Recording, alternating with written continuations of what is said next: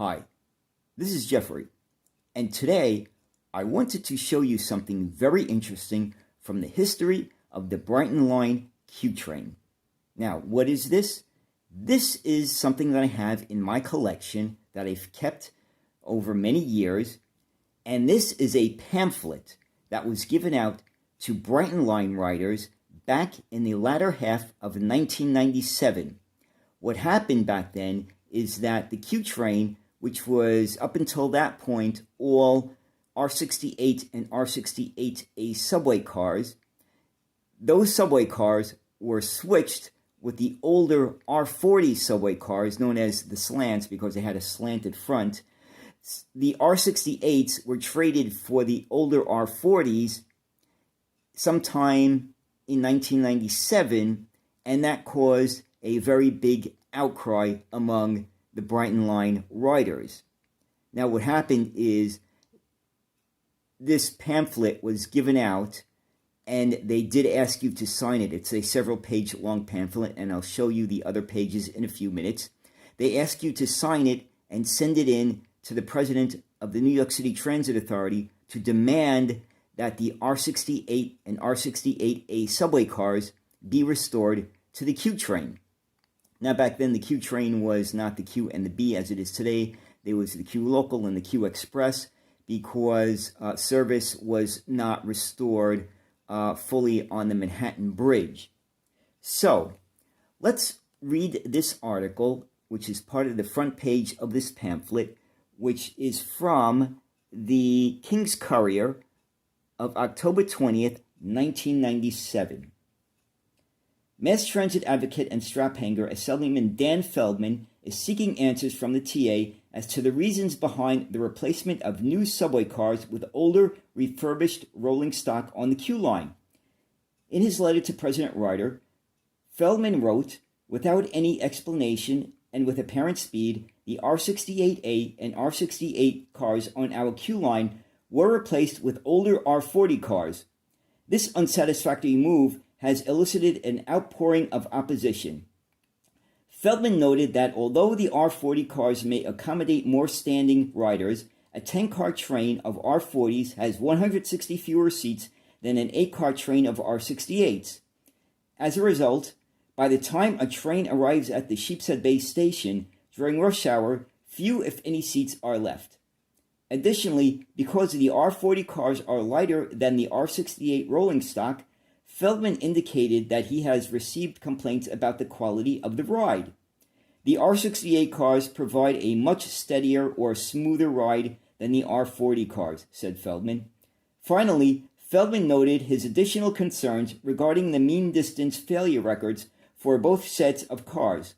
While the R-40 cars have been refurbished or overhauled, there are legitimate questions regarding their annual breakdown record.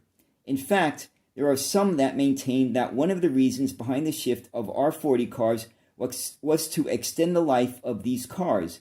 They will receive less wear and tear on the Q line than on other lines.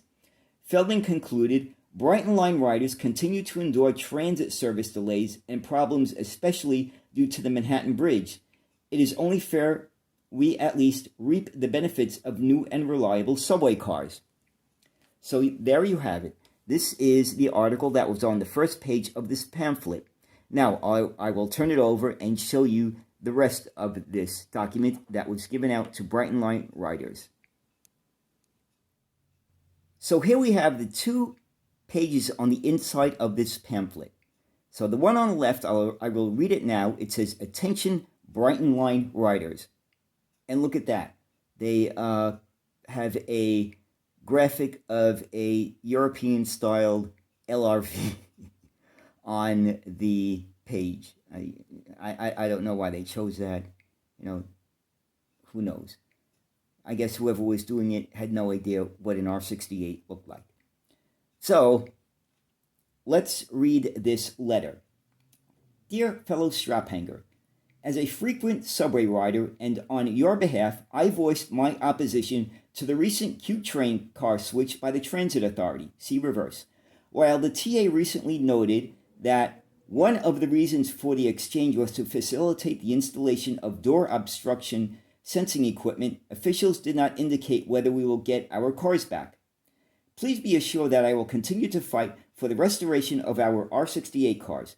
However, to enhance our chances, I am urging everyone to voice their opposition to the TA. Attached you will find a tear-off message which I will send to the President of the TA. Please sign the postcard and mail it back to me. We must continue to exert pressure on the Transit Authority if we are going to reclaim our cars. Thank you, Dan Feldman, Member of Assembly. Okay, so that's the letter to the riders, to the Brighton Line riders, from Dan Feldman. Now, the other letter, which is to President Reuter of the New York City Transit Authority, is this. Please restore the R-68 cars. To President Reuter. As a Brighton Line rider, I wish to express my opposition to the replacement of our Q train R-68 cars with the B-Line R-40s. These older cars are slower and more crowded. Because there are fewer seats in each car, the ride is uncomfortable. Brighton Line riders continue to endure transit service delays and problems, especially due to the poor condition of the Manhattan Bridge. Our ride is now more unpleasant because of these older cars. It is only fair that we at least have the benefits of newer, more reliable cars. I urge you to restore the R-68 cars to our Q line. Sincerely, and they ask you to sign, print, and put your address. So, there you have it. A politician actually fighting to get better trains back on the line. Now, what's interesting is that not too long ago, on the Q train, which was very up until recently, all R-160 subway cars, those were replaced by the much older R-46 cars. And what happened? Well, I didn't ever see a pamphlet like this. I didn't see it or hear about any kind of an outcry, really. I just didn't see anything about that. The cars were taken off the Q train because they were needed on the Queens Boulevard line for the installation of the new CBTC computerized signaling system. So, there you have it. Back in 1997, 25 years ago or so, the people were fighting to get their R-68s back. And today we're stuck with the R-46s, which are, they are pretty much at the end of their lifespan. Whether or not they're going to be replaced by the R-211s when they come in, who knows. But I just wanted to show you this interesting piece of Brighton Line history, and I hope you enjoyed this. And as always, thank you for watching, and have a nice day. Bye.